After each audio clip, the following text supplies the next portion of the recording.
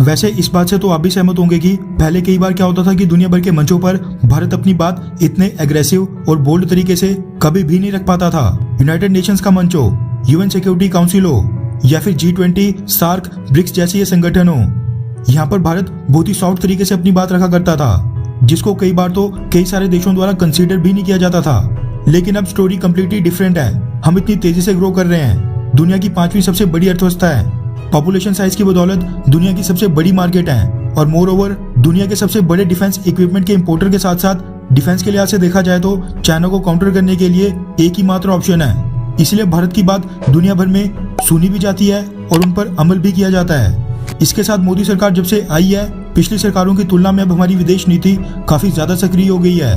हाल ही का एक एग्जाम्पल देख लो, जब ब्रिटेन ने हमारे सिटीजन के लिए 10 दिन का क्वारंटीन पीरियड रखा था तो उसको भारतीय सरकार ने कैसे डील किया।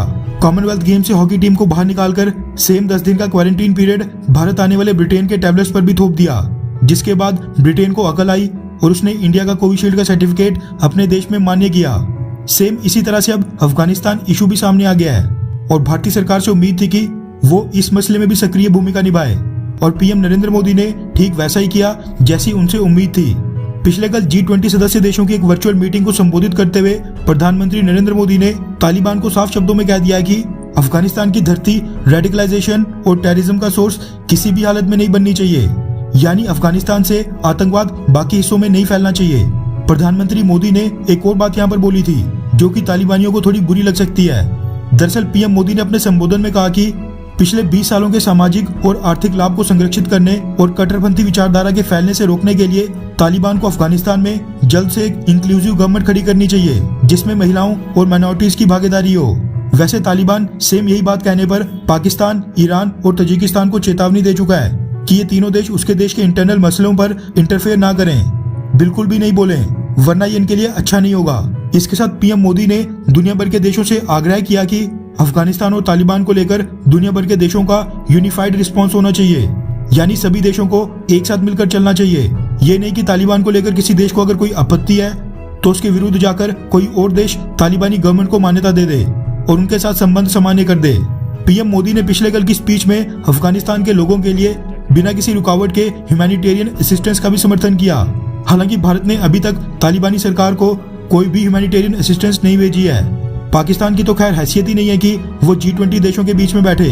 लेकिन यहाँ पर मैं आपको चाइना ने क्या बोला वो भी सुनाना चाहता हूँ ताकि आपको थोड़ा आइडिया हो कि चाइना क्या गेम खेल रहा है। चाइना को रिप्रेजेंट करने प्रेसिडेंट शी जिनपिंग खुद नहीं आए थे, उनकी तरफ से चाइना के विदेश मंत्री वांग यी ने हिस्सा लिया था।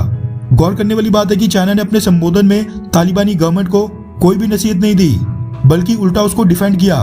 वांग यी ने कहा कि दुनिया के बाकी सभी देशों को अपनी विचारधारा को दूसरों पर थोपना, दूसरे देशों के आंतरिक मामलों में मनमाने ढंग से दखल देना और यहाँ तक कि सैन्य हस्तक्षेप करना, ये अफगानिस्तान में लगातार इंस्टेबिलिटी, गरीबी और गंभीर मानवीय आपदाएं पैदा करेगा।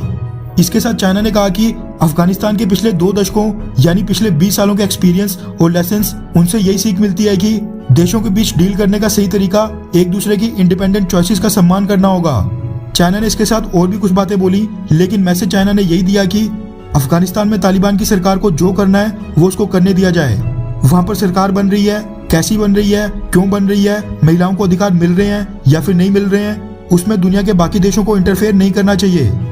वो जैसे चाहें उनको अपना देश वैसे चलाने दिया जाए और लोकतांत्रिक व्यवस्था थोपने की कोशिश उनके ऊपर ना की जाए।